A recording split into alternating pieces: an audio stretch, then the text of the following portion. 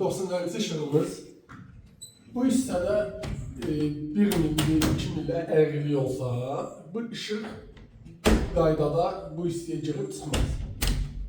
Girib çıxacaq. O zaman da qol gücülə girib çıxanda bütün diblərin hamısını çatlar edəcək. Ona görə də mayakımızı, alçıpanımızı, profilimizi hamısını ideal işləyirik ki, bu rahatsızlıqla da işıqlarımız girib çıxsın.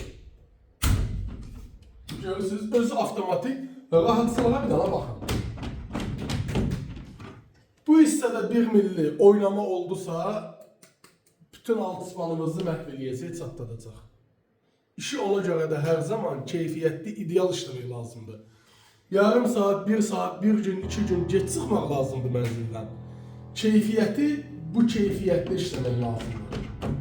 Ki, axırda bunu elektriklər daha yaxşı bilir ki, bu nətər işlənib, nətər iş qaydasıdır, onu daha yaxşı bilirlər. Sağ olun.